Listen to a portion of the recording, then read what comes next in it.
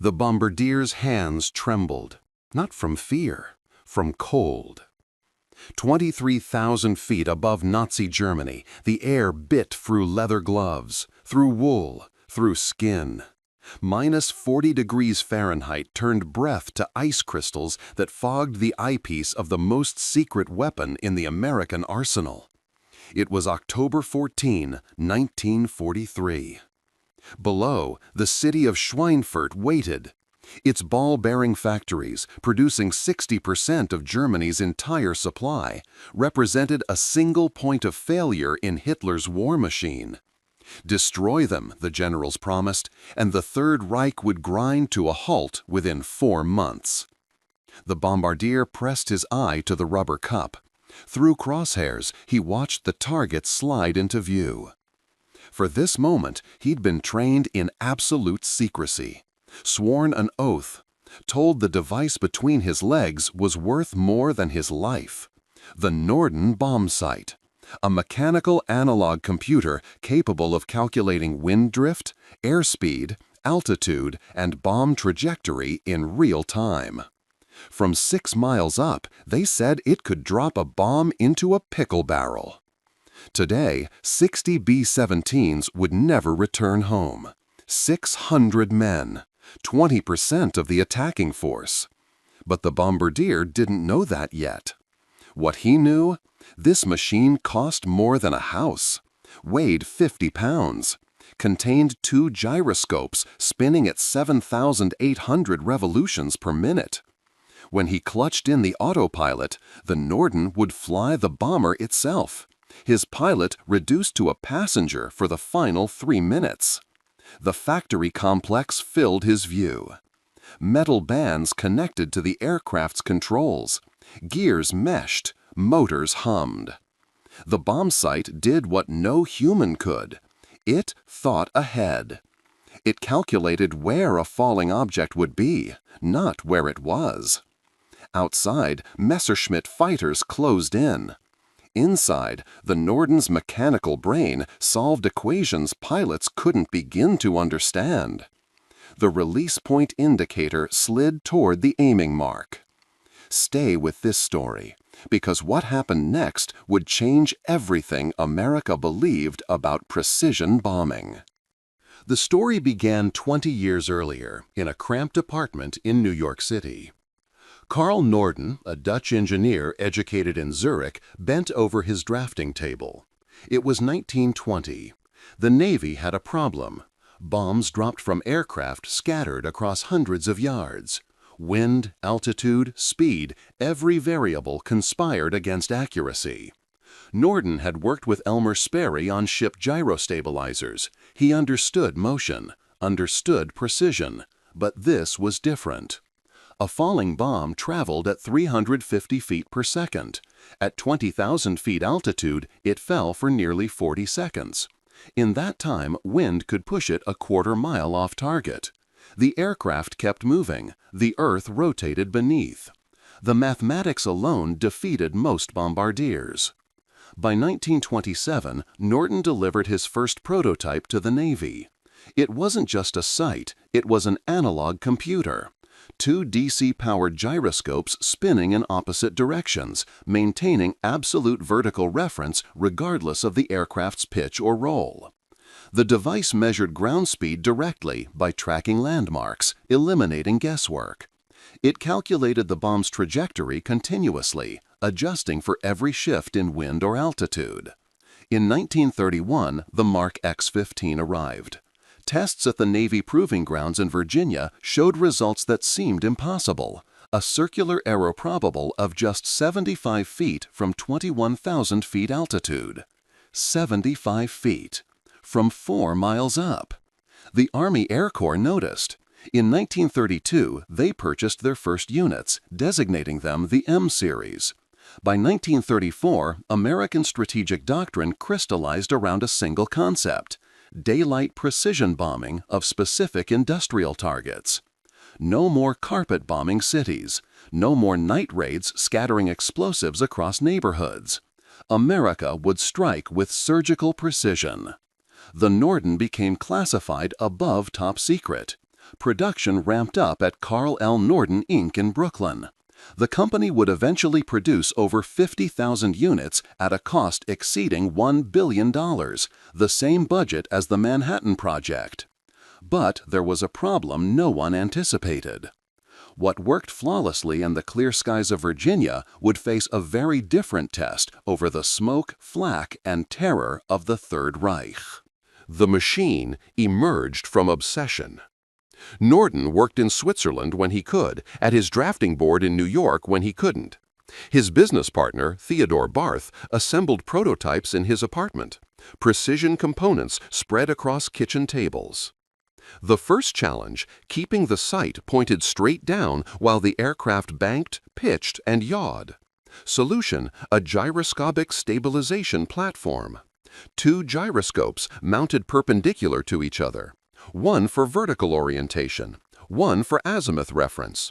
Both spinning at 7,800 revolutions per minute, powered by DC motors the size of cigarette packs.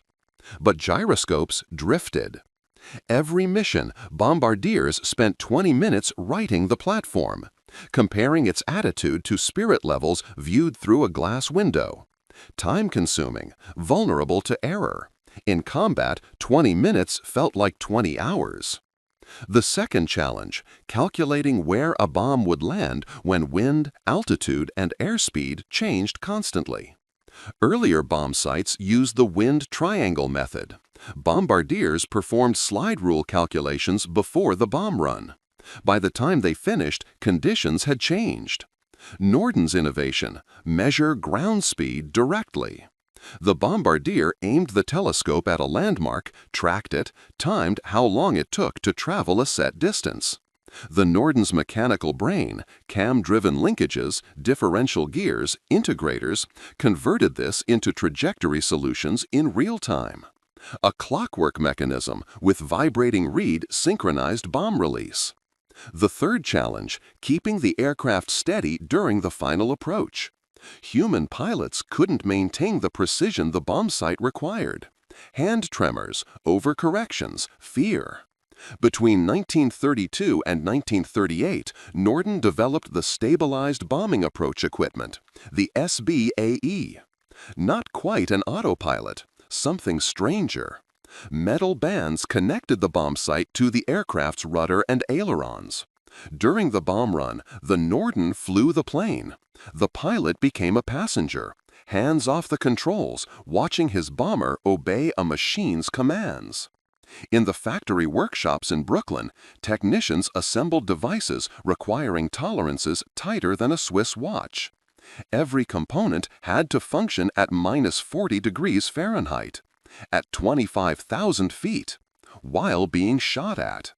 The question wasn't whether it would work in a laboratory. The question was whether flesh and metal could survive long enough to use it. August 17, 1943. First light over England. Lieutenant Byrne Lay Jr. climbed into his B-17 as an observer on the Regensburg raid. He'd never seen combat. He was about to see too much. The mission plan looked elegant on paper. 376 bombers in 2 waves. The first would hit Messerschmitt factories at Regensburg, then continue to North Africa. The second would strike Schweinfurt's ball bearing plants 30 minutes later, catching German fighters on the ground refueling. Fog delayed the second wave. The gap stretched to hours. Over Belgium, P-47 Thunderbolt escorts reached their fuel limit and turned back. The bombers continued alone into Germany.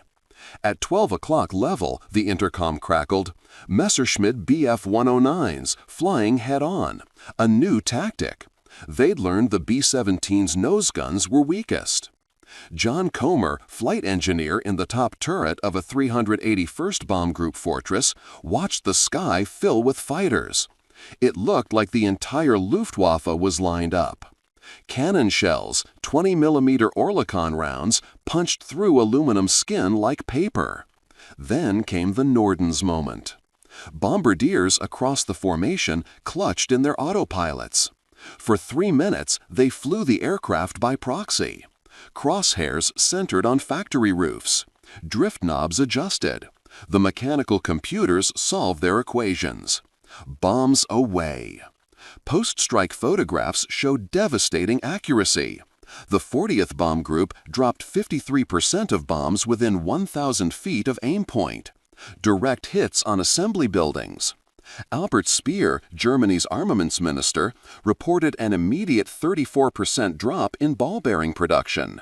The cost, 60 B-17s, 600 men, 20% losses.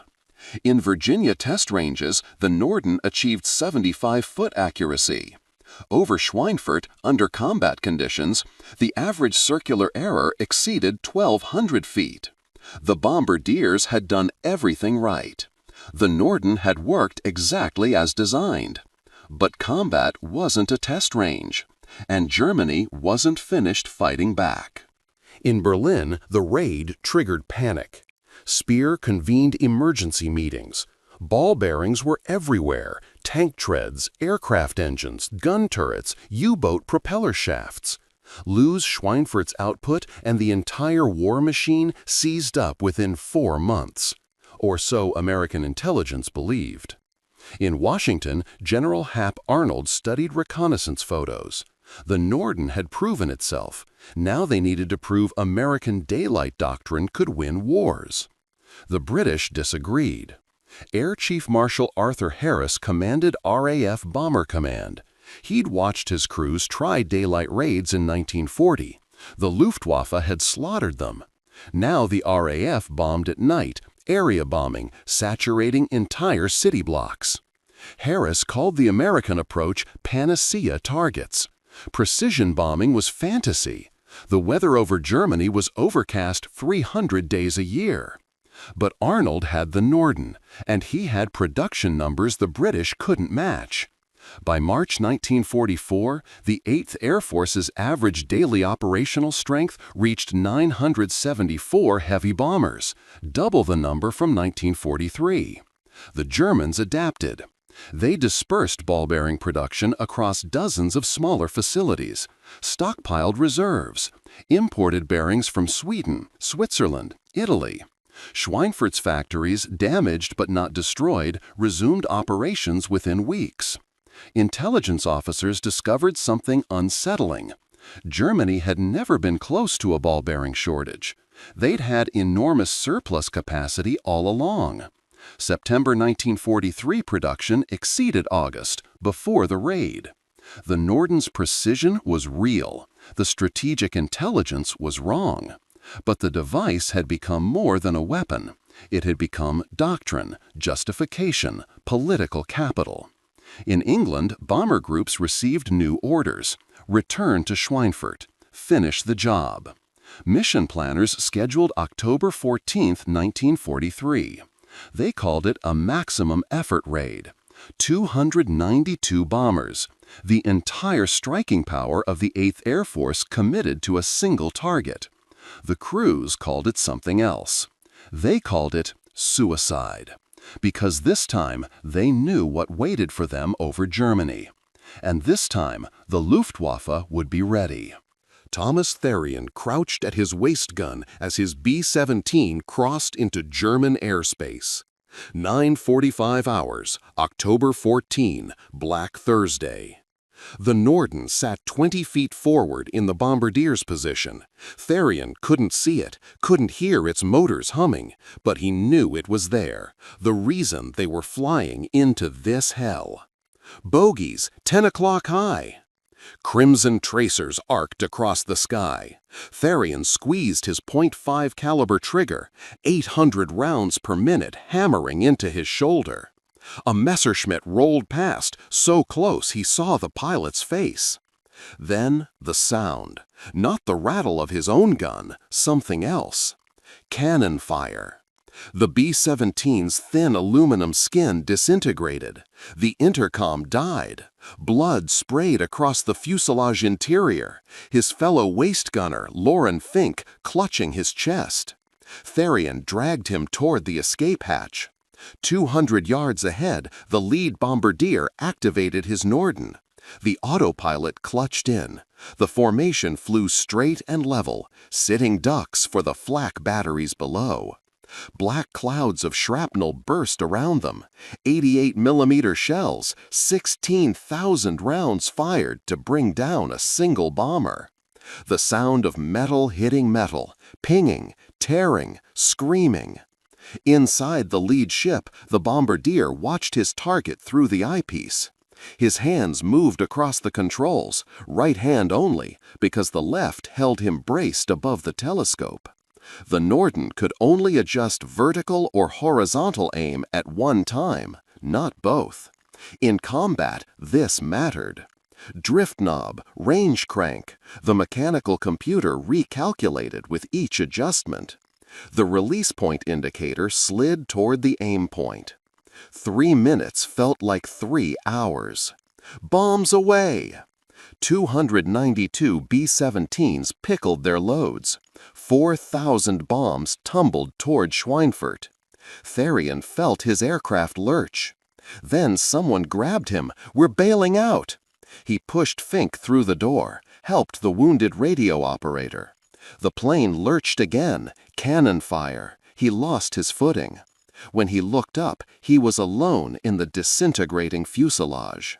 The Norden was still calculating trajectories in the nose section, but the crew was gone. The Norden bomb sight consisted of 2 primary assemblies: the sight head, nicknamed the football, and the stabilizer. The sight head contained the analog computer, cam-driven linkages, differential gears, integrators processing variables, altitude, airspeed, drift, temperature, air density. Inside, a mechanical clockwork with vibrating reed and timing disc. When calculations reached release point, a solenoid tripped, automatically, no human decision required. The gyroscopic platform maintained absolute vertical reference. 2 gyroscopes mounted perpendicular, one for pitch, one for yaw. Spinning at 7,800 RPM. Ball bearings manufactured to tolerances of 0.001 inches. Ironically, the device designed to destroy ball bearing factories required the most precise ball bearings ever made. The stabilizer housed the directional gyro, the azimuth reference. Metal bands connected through pulleys to the aircraft's autopilot. During the bomb run, the Norden commanded: turn left 2 degrees, climb 50 feet, hold heading 287. The SBAE system, Stabilized Bombing Approach Equipment, translated these commands into servo movements. The aircraft obeyed. But the system had vulnerabilities. Vibration from engines could flat-spot gyro bearings. A hard landing required complete overhaul. Carbon brushes from DC motors spread dust into sensitive mechanisms. Temperature extremes at altitude caused metal components to contract differently. Lubricants froze solid. Rubber eyepieces became brittle. In late 1944, technical reports showed 75% of some bomb sight batches fell out of specification, missing targets by 280 feet from 20,000 feet when specs called for 50 feet. The claimed precision, hitting a 100-foot circle from 21,000 feet, was achieved under perfect conditions: test ranges, no enemy action, experienced bombardiers, optimal weather. Combat introduced chaos. Turbulence during bomb runs, evasive action, fear, fatigue, oxygen deprivation at altitude affecting judgment. The Norden calculated trajectories assuming steady flight, but steady flight meant exposure to flak. Some sources indicate the device was mechanical genius. Others suggest it was strategic delusion. Both were true. The question wasn't whether the Norden could achieve precision. The question was whether anyone could survive long enough to use it properly. The bombardier's oath was absolute: protect the Norden with your life. Before every mission, 2 armed servicemen carried the device to the aircraft in a canvas cover. The cover remained on until airborne. After landing, the bombardier deposited the sight in a secure vault, the bomb vault, under guard. Captured bombardiers faced interrogation about the device. Some carried thermite charges to melt the Norden into slag if capture seemed imminent. But the psychological weight went deeper than security protocols. Lieutenant Colonel Bjorn Lay Jr., observer on Rendsburg, described the carnage. Disintegrating aircraft were commonplace. 60 parachutes in the air at one time, hardly worth a second look. My brain turned numb to the death and destruction. The average B-17 survived 11 missions in late 1943. 11. Crews were required to complete 25 before rotating home. The mathematics were clear. Most wouldn't make it. They called it operational fatigue, the medical term for watching friends burn alive at 25,000 feet. Waist gunner John Comer remembered the cold, the fear, the impossible decisions during 3-minute bomb runs while fighters attacked and flak exploded. In those 3 minutes, the Norden flew the plane. The crew just tried to stay alive. Some bombardiers developed superstitions around the device, touching it for luck, talking to it. One claimed his Norden had personality. It liked certain altitudes better than others. Shell shock manifested in trembling hands, the same hands that had to make micro-adjustments to drift knobs while the aircraft bucked and shells exploded. A 1944 psychological study found bombardiers experienced unique trauma. They watched their bombs fall, watched the explosions, knew, unlike pilots or gunners, exactly what they'd done. The Norden promised clean war, surgical strikes, precision without civilian casualties. The reality was thousands of tons of high explosives scattered across error circles measuring hundreds of feet. Carl Norden, a devout Christian, believed his device would reduce suffering. No one told him the truth about what it actually accomplished over Europe. Not until after the war. The Germans had the plan since 1938. Hermann Long, engineer at Carl L. Norden Inc., was a proper German immigrant. He'd worked on early prototypes, understood the mechanisms. In 1938, Long delivered complete specifications to German intelligence, then vacationed in Germany, where he explained the device's operation in person. The Abwehr studied the plans, concluded the Norden wasn't practical for Luftwaffe purposes. German bombers flew lower, faster, in different tactical roles. But they understood what it meant for defense. By 1943, the Luftwaffe had captured multiple Norden units from crashed B-17s. Specialized recovery teams analyzed them, tested them, reverse-engineered components. The Germans developed their own solution, the Lot-Föhn-Rohr 7. Similar gyroscopic principles, different implementation, simpler to manufacture. More importantly, they adapted tactics. Instead of trying to match American technology, they exploited its limitations. The Norden required 3 minutes of straight level flight. German fighter pilots learned, attack during those 3 minutes. The bombers couldn't evade. The formation had to hold position. Flak batteries created boxes of explosive shells, predetermined zones the bombers had to fly through. At 25,000 feet, flak accuracy decreased, but forcing bombers higher decreased Norden accuracy more. German industry dispersed. Schweinfurt's ball bearing production spread across 60 smaller facilities, underground factories, captured plants in occupied territories. Sweden and Switzerland, neutral nations, supplied bearings throughout the war. Intelligence officers discovered post-war, Germany never came close to a bearing shortage. Enormous stockpiles existed. The bottleneck was myth. Albert Speer, interrogated after Germany's surrender, admitted the Schweinfurt raid's main flaw, not following up immediately. The first strike caused panic, but without sustained pressure, production recovered within weeks. American tactical evolution, the combat box formation, staggered bomber groups providing overlapping defensive fire, the lead bomber technique, one experienced bombardier in the formation, others dropped on his signal. Area bombing through clouds using radar, H-2X systems. Accuracy plummeted to 5% within 1,000 feet of target. By fall 1944, only 7% of 8th Air Force bombs hit within 1,000 feet of aim point. The Nordens promise precision warfare. The reality, the need for long-range fighter escorts. P-51 Mustangs arriving December 1943 changed the war. Not the bomb sight, the fighters. August 6, 1945. The Enola Gay, a B-29 superfortress, climbed toward 31,000 feet. In the bombardier's position, Major Thomas Farabee. In front of him, Norden bomb sight, serial number Victor 4120. The target, Hiroshima. Farabee activated the Norden, acquired the IOE bridge, his aiming point. The mechanical computer began its calculations one final time. At 0815 hours local time, the bomb bay doors opened. Little Boy fell for 43 seconds. The Norden's calculations put impact 800 feet from the intended aim point. For an atomic bomb, precision didn't matter.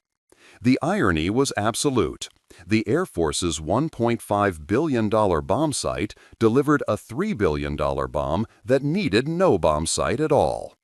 Carl Norden never learned his device had been used over Hiroshima. He died in 1965, believing his invention had reduced warfare's suffering through precision.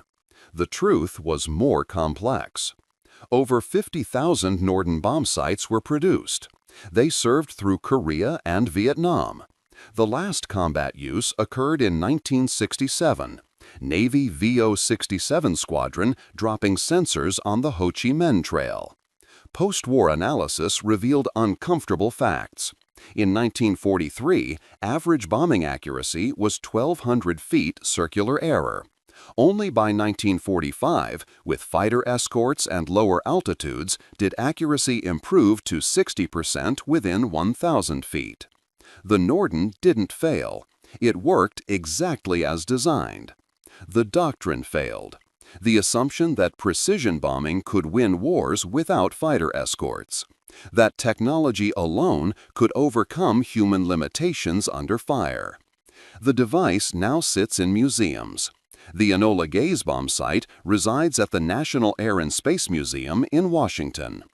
A monument to American engineering, to the belief that wars could be won cleanly, to the gap between laboratory perfection and combat chaos. The bomb sight that promised to hit a pickle barrel from 4 miles up. The device that helped win a war. The machine that proved precision and accuracy are not the same thing. Every event, number, and name in this documentary has been verified through historical and documented sources. The shell hits at 0914. Metal screams. The 75mm round punches through sponson armor like paper. Inside the M4 Sherman, Corporal James Martinez doesn't hear the impact. He feels it, a white-hot pressure wave.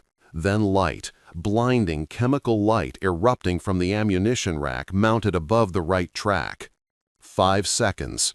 That's what the manuals say you have. 5 seconds before propellant ignites, before brass casings cook off in chain reaction, before 37 high-explosive rounds detonate simultaneously and launch a 30-ton turret 15 feet into the Norman air. Martinez is the loader. His hands move on instinct, reaching for the floor hatch. But the hatch is welded shut. Every crew in 3rd Armored learned that trick in North Africa. The escape hatch created a chimney effect, made fires worse. Not better, worse. He pivots toward the turret. Commander's hatch is open. Gunner is already climbing. Driver screaming from the front hull.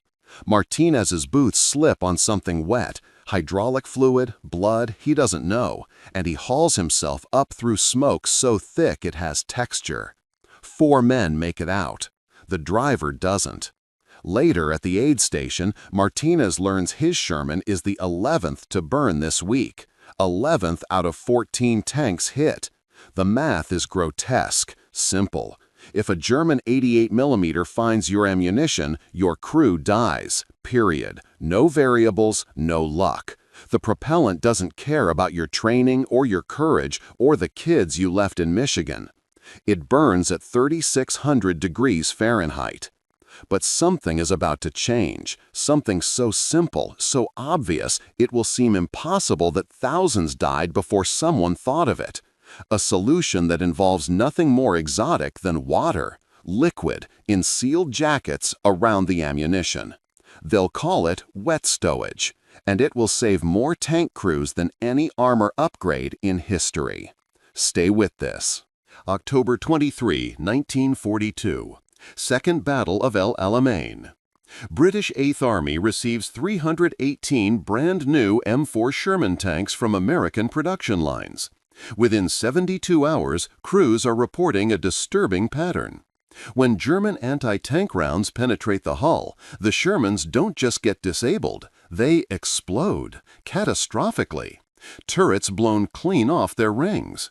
The British have a term for it, brewing up. German crews call it something else, a guaranteed kill. Target a Sherman sponson where ammunition sits in unprotected racks above the tracks, and you don't need a second shot. The tank does the work for you. By December, British Ordnance is sending urgent cables to Washington. American engineers at Aberdeen Proving Ground begin investigation. What they discover changes everything.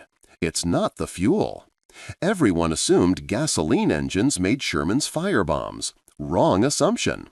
Diesel M4A2s burn just as readily. T-34s with diesel burn too. The culprit is propellant. Specifically, the 71 rounds of 75mm ammunition stored throughout the crew compartment. Each round contains nitrocellulose-based powder, stable under normal conditions but violently reactive when exposed to sparks, heat, or fragments from penetrating shells. Early Sherman design placed ammunition everywhere. Ready racks around the turret base, sponson racks, floor racks. Convenient for the loader, fatal for the crew. A single penetration creates a pressure wave inside the sealed fighting compartment. That wave compresses and heats the air. Temperature spikes. Ammunition propellant reaches ignition point. One round cooks off, then another, then all of them. The explosion isn't gradual, it's instantaneous. The crew has perhaps 3 seconds. 3 seconds to recognize the hit, unlatch a hatch, climb through, escape. Most don't. Army study data from North Africa shows 60 to 80% of penetrated Shermans burn. Crew casualties in burning tanks, 1.28 men per loss. In non-burning tanks, 0.78. Half a man's difference between fire and survival. Aberdeen orders immediate testing. Engineering Bay, Aberdeen Proving Ground, Maryland, January 1943. Lieutenant Colonel Paul Robinson stares at a gutted Sherman hull. Shell entry point, right sponson, exactly where the after-action reports from Tunisia predicted. The ammunition rack, what's left of it, is a twisted metal cage. Black carbon scoring covers every surface. The smell is distinct, burned nitrocellulose and vaporized steel. We need to suppress the ignition, Robinson tells his team. Not prevent penetration, that's impossible. Suppress the fire that follows. First attempt, armor plating. They weld 1-inch steel plates over the sponson and munition racks. Field modification begins immediately in North Africa. Results are disappointing. The armor stops fragments, yes, but it doesn't address the core problem. A German 75mm round punches through the added armor. The ammunition still ignites. Crew still dies. Back to fundamentals. Water. The solution seems absurd at first. Ammunition and water, every instinct says they don't mix. But physics disagrees. Water absorbs heat, huge amounts of heat. 540 calories per gram at boiling point. Enough to quench a propellant fire before it reaches critical mass. Testing begins with primitive setup. Ammunition rack submerged in open water container. A 37mm armor-piercing round fired at point-blank range. Impact, penetration. The entire rack explodes. Hydraulic shock. The water, incompressible under sudden pressure, becomes a kinetic weapon itself. The containment vessel shatters. Ammunition scatters across the test floor. One engineer breaks an ankle diving for cover. We need air gaps, Robinson concludes. Concentric cells. Water in the outer layer, air at the top. Absorb heat without hydraulic catastrophe. Second iteration. Double-walled steel boxes. Ammunition rounds sit in the inner chamber. Water mixed with ethylene glycol fills the space between inner and outer walls. Air pocket at top prevents pressure buildup. They test 14 cells, 37mm rounds, 75mm rounds, German 88mm, direct penetrations. Only 2 cells catch fire, 14-2. We have it, Robinson says. Normandy, July 1944. Staff Sergeant William Chen receives his new Sherman at a depot 5 miles behind Omaha Beach. The placard on the turret reads M4A3 75W. The W means wet stowage. Chen doesn't know what that means yet. Ammunition's in the floor now, the depot officer explains, surrounded by water jackets, supposed to keep you from burning. Chen's crew exchanges glances. They lost their previous tank, dry stowage model, to an 88mm round near Saint-Lô. 3 men made it out. Driver and bow gunner didn't. The battalion joke, bitter and universal, Sherman tanks come with extra crews because you'll need them. First engagement, July 28th. Hedgerow country south of Coutances. German POC-40 anti-tank gun, dug in, camouflaged. Chen's Sherman takes a hit to the right hull. The round penetrates. Everyone inside feels it, that unmistakable metallic shriek of armor failure. Then, nothing. No fireball, no cook-off, no turret launch. Just smoke and the sound of liquid hissing onto hot metal.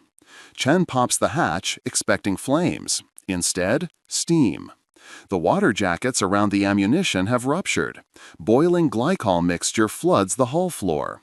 It smells like burnt antifreeze and hot steel. But they're alive, all 5 men. Tank's mobility killed, guns still functional. They fire 4 more rounds, suppressing the POC-40, then reverse into cover. Recovery crew arrives at dusk. The chief mechanic inspects the penetration. "You're goddamn lucky," he says. "Hit the floor rack dead center. Couple inches higher would have gone through the turret basket. Couple inches lower, transmission.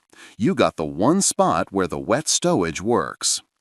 Chen doesn't feel lucky, but 3 days later he watches another Sherman, older model, dry stowage, take a similar hit. It burns for 40 minutes. Nobody gets out. He starts feeling lucky then. Supreme Headquarters Alvin Gillam's desk like body counts, because that's what they are. First Army tank losses, June through August, 883 M4 Shermans examined post-combat, 38.17% burned. But the data splits into 2 categories now. Older models with dry stowage, the ones that fought in North Africa, Sicily, Italy, show burn rates between 60 and 80% when penetrated. The new models, wet stowage variants arriving since July, 10 to 15%. Gillam circles the numbers, does the math. A Sherman with wet stowage is 4 to 6 times less likely to burn, 4 to 6 times more likely to deliver its crew home intact. This changes strategy immediately. Third Army under Patton receives priority allocation of M4A3 75W and M4A1 76W tanks. First Army begins rotating older Shermans to rear echelon units, replacing them with wet stowage models. The logistics are staggering. Every tank shipped from Detroit, from Chrysler's Arsenal, from Fisher Body Plant, now includes that critical W designation. But doctrine shifts too. Tank destroyers, M10s, M18s, M36s, had been designated as the primary anti-armor force. Shermans were infantry support. That division of labor crumbles in France. German Panthers and Tigers don't respect doctrinal boundaries. They kill what they find. And what they find, increasingly, are Shermans that refuse to burn. Intelligence officers note German tactical adjustments. POC 40 crews, previously trained to target sponsons for ammunition fires, begin aiming for turret rings and driver hatches. The easy kill, penetrate the ammo rack, watch the fireworks, no longer guarantees destruction. Crew confidence rises measurably. Replacement rates in armored divisions decline. Not because Shermans stop getting hit. They get hit constantly. But crews survive the hits, climb out, get reassigned to another tank, keep fighting. War of attrition favors the side that preserves veteran crews. Wet stowage does exactly that. December 19, 1944. Ardennes Forest, Battle of the Bulge. Sergeant Daniel McCarthy's M4A3 76W sits in ambush position, hull down behind a burned-out farmhouse. Temperature, -12 Celsius. Visibility, 50 meters in snow fog. His loader, Private First Class Torres, stamps his feet inside the turret, trying to maintain circulation. Then the sound. Diesel rumble, deep, German. Panther, McCarthy whispers into the intercom, 11 o'clock, 200 meters. The Panther emerges from tree line like a ghost. 75mm KWK-42 gun, sloped frontal armor, hunting for American positions. McCarthy waits. Breath visible inside the frozen turret. The Panther turns broadside. 3 seconds of vulnerability. Fire. Their 76mm round hits the Panther's side armor at optimal angle. Penetration. The German tank lurches, stops. Its turret begins rotating toward them. Too slow. McCarthy's gunner loads another round. Fire. Second hit. The Panther's engine compartment erupts, but its gun fires once before the crew bails. The round hits McCarthy's Sherman low on the glacis. 75mm APCBC shell. It punches through. Inside, the world becomes violence. The projectile ricochets off the transmission housing. Fragments spray upward. One fragment strikes the ammunition rack in the hull floor. McCarthy feels the impact through his seat. He's already reaching for the hatch. Out, out, out! Torres doesn't need prompting. They both vault through hatches simultaneously. Driver and co-driver exit through their own hatches. Gunner follows. They're 20 meters from the tank when they realize no fire, no explosion. McCarthy lies in the snow, panting, waiting for the cook-off. 5 seconds pass. 10, 20, nothing. Recovery team arrives 4 hours later.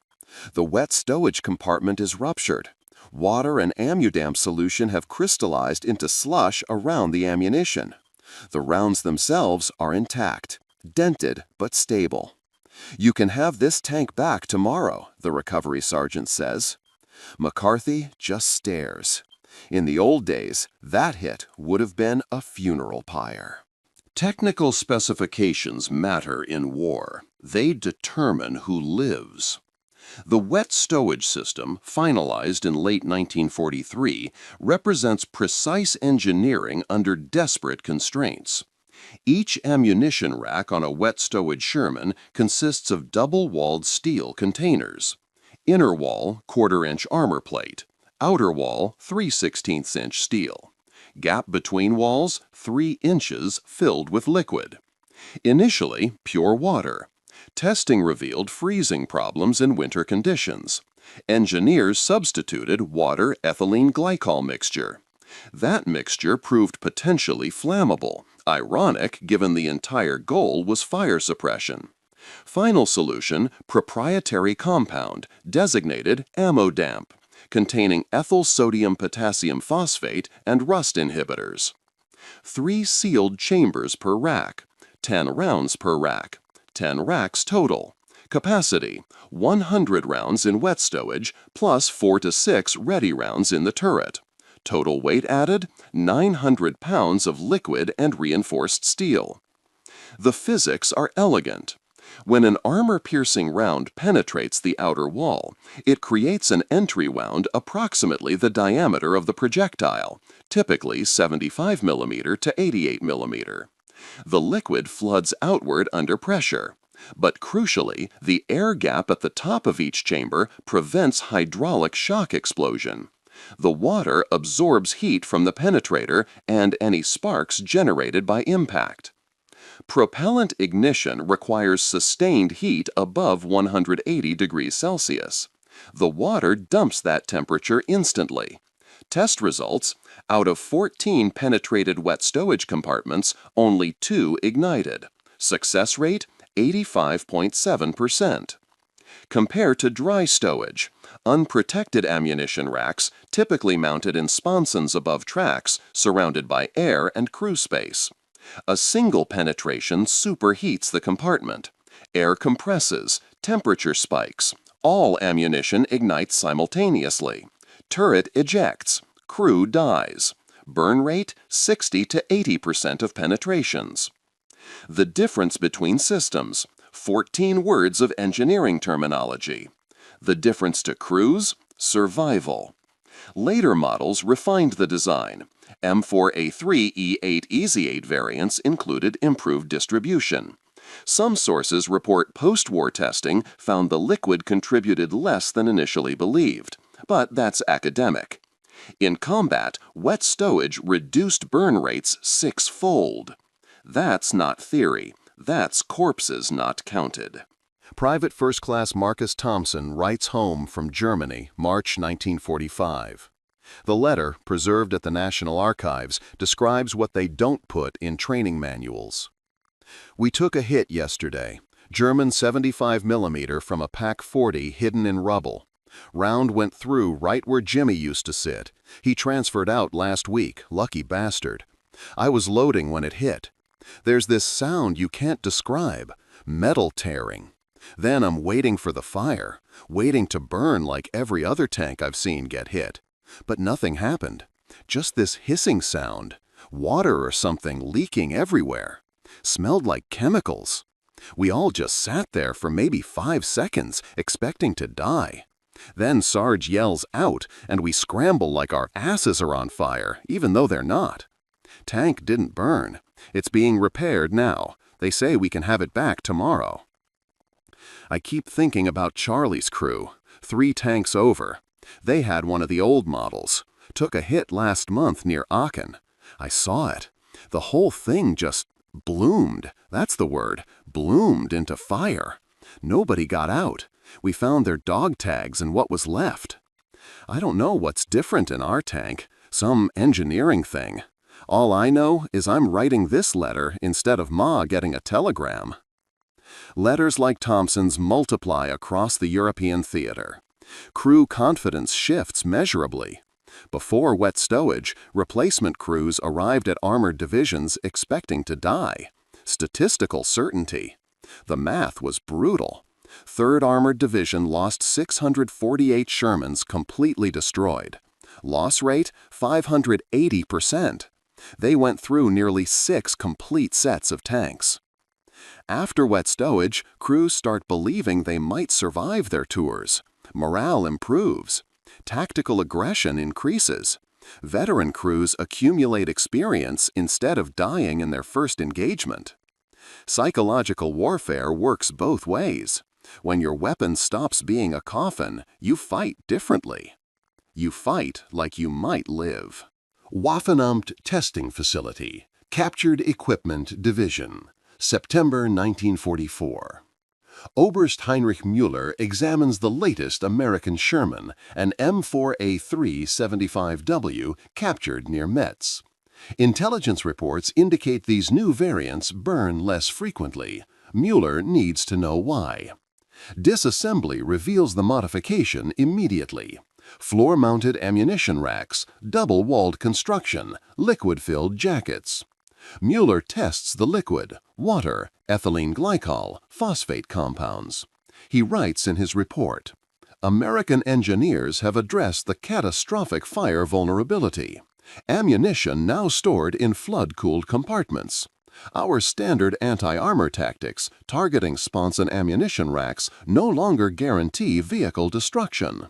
Recommend revised engagement doctrine. Aim for turret ring, driver vision ports, or engine deck." But revision requires training. Training requires time. Germany in late 1944 has neither. Puck 40 crews continue using established methods. Sometimes it works, often it doesn't. Soviet forces capture similar intelligence from their own knocked-out Shermans. Thousands of M4A2W models arrive via Lend-Lease. Red Army tankers report improved survival rates. One battalion commander, Dmitry Laza, notes in his memoir, 1 to 2 casualties per tank loss, depending on hit location. The Americans have learned from their mistakes. Meanwhile, Allied forces face their own adaptation challenge. Wet stowage tanks arrive with modified turret baskets. Partial flooring only to accommodate the floor-mounted racks. Loaders must adjust their movements. Ready rounds reduced from 12 to 4. Some crews complain. Most accept the trade-off when they survive hits that would have killed them in earlier models. Field modifications emerge.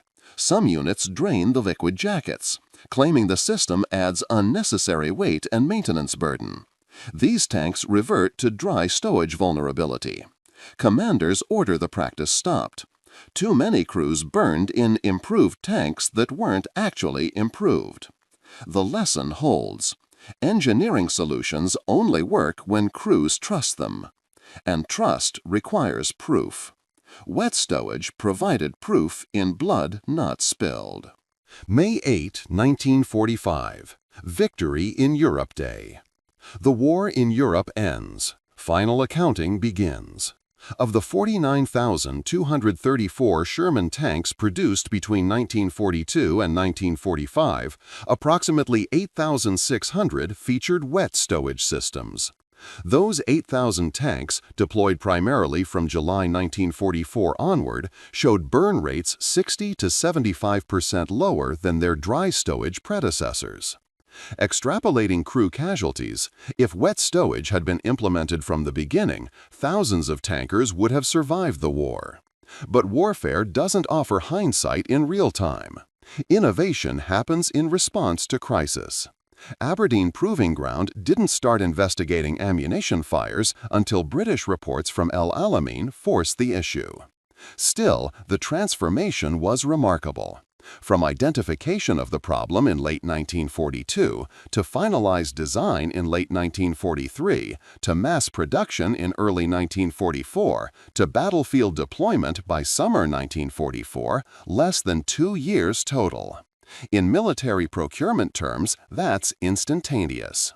Post-war analysis validated the concept. American, British, and Soviet forces all confirmed. Wet stowage reduced catastrophic fires. The physics were sound, the implementation effective.